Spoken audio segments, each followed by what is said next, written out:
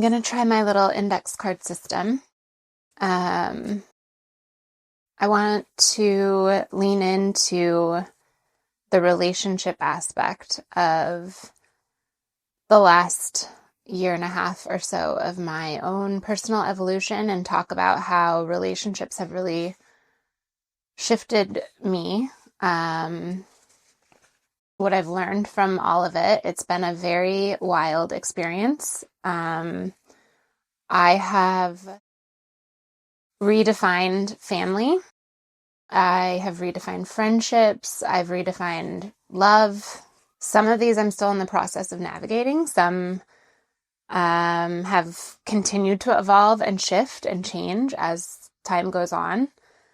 And I wanted to kind of start off by addressing who I intend to speak to when I share these, refine how I want to share these vlogs, and even shifting my social media. I do not intend to use social media personally anymore. It's my own choice, not something I'm saying you should or should not do. But what I've started to observe is that it's another space that I feel a lot of times takes from me as opposed to gives to me.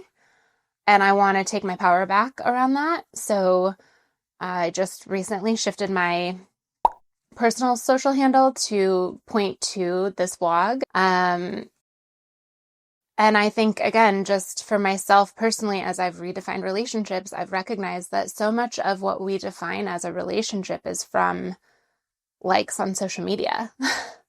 Watching people who we know and love, again, I can air quote those things, watching them through these platforms. But losing the actual connection itself, I don't want to go down a whole TED Talk about that, but I feel like there's just, for me personally, a big awareness around how I'm going to use social media moving forward. And it's not probably to post selfies. I intend to shift that focus to speak to my sister. I have an adopted sister, and her and I have not had much of a relationship. She was adopted after I had already grown up and moved out of the house, moved out of the state.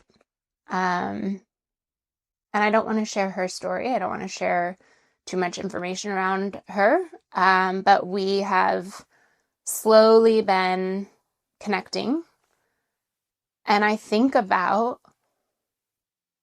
what I would say to her and how I want to support her and be a role model for her in any way that I can, especially recognizing that in some ways we have had very similar experiences. In some ways, we've grown up in the same dynamics and the same structures. She's had many of her own stories, and so have I. There's ways that we are different and maybe don't have a full understanding for each other's journeys, but I genuinely feel like, again, there's no coincidence, and there's a reason why she has started to reach out to me.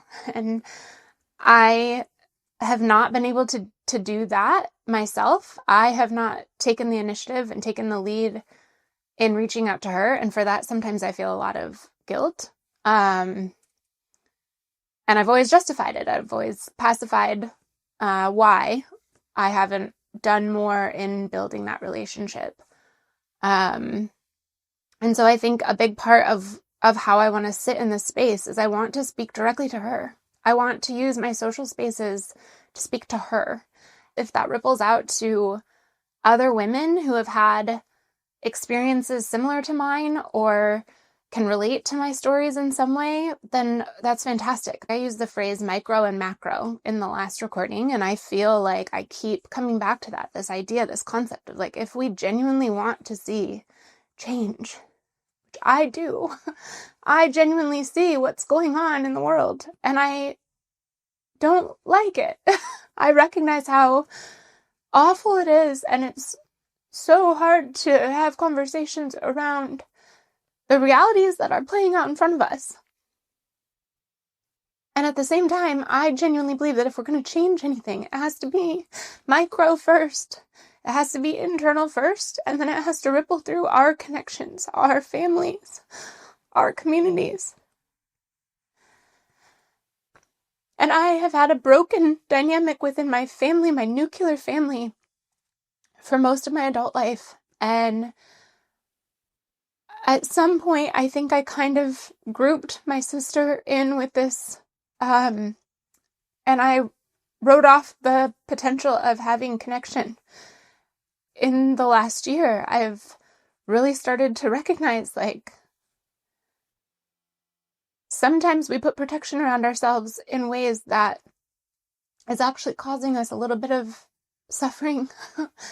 I've always wanted a close family dynamic, and I've sought this out in my partnerships, in romantic relationships. I've really made an attempt at building family with their family and, showing up for their family in the ways that I felt I could, or in the ways that I would be included or invited. And I am now starting to see that in some ways I've had access to family, and I haven't taken that for myself. It's been available, and I've been afraid of it.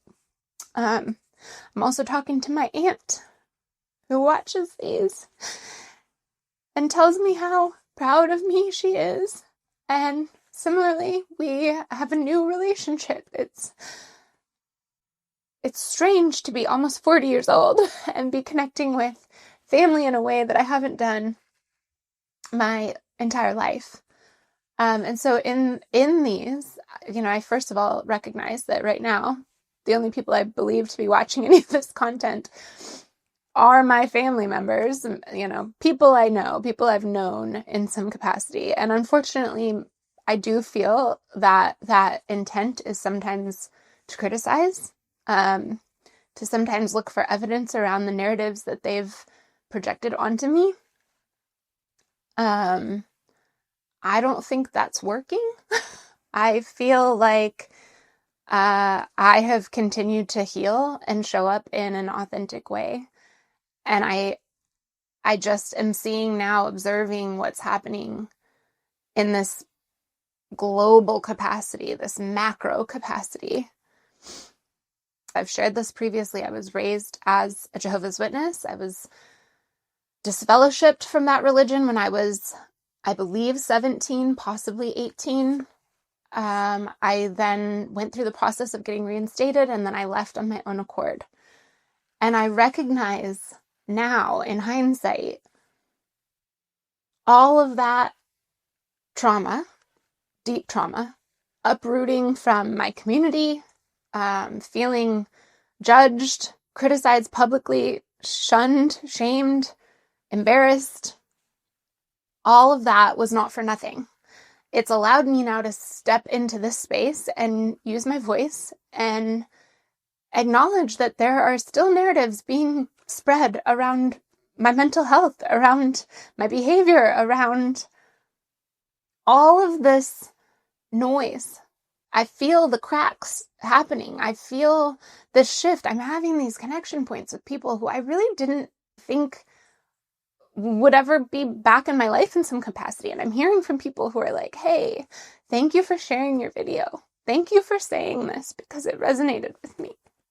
I don't care if that's one person, two people, three people. I don't care. I'm not doing this to be famous. I'm not doing this to be important or relevant. I'm doing this to heal. I'm doing this to heal for myself. And if I can possibly speak to my sister, if I can possibly add value to my aunt, the other people in my immediate connection points, okay, that's why I'm doing this. And I'm going to keep doing it. I'm going to keep showing up like this because I genuinely do believe that this is how we get from micro to macro. I think it's just this little tiny bit at a time of recognizing like, okay, here's what I've learned. Here's what I've taken away. Here's the things that have really impacted me. And so in this whole context, like one of the things I've really grappled with is around what happens when all these systems break down. What happens when the religion that I was raised in is exposed for what is actually going on? What happens? Because I genuinely believe wholeheartedly that that will happen. I feel it in every part of my body. I feel this awareness and recognizing that if this all happened, if what we're seeing on this big world stage in front of everybody, these crazy pieces of information, factual information now that we have data and proof around, if this is all happening, and I know that some of these same things have happened within my own immediate family, who were all a part of and raised in this religion. And if I'm looking at the entire space at which I've been labeled an apostate, speaking against this cult-based high control religion, patriarchal, steeped in secrecy and deception, this false belief system, if I'm looking at all of the reasons why people are labeled apostates, and all of the reasons why there are people saying, like, look at this data, look at this fact, watch the lawsuit that's currently happening here. This awful group of controlling men that control this entire thing. They're paying people money to be quiet. They're paying people to stop talking about these experiences. Like there is documented proof. There's so much proof. And I believe wholeheartedly that there are going to be connection points around this stuff. I just know it. I just know it. I don't know why that doesn't come through as so obvious to the people in my family who have at some point spoken up and said, hey, this is happening. This happened. And I've had conversations with my own family about their experiences of not being believed. So wait a second. How can you not look at everything happening and just question?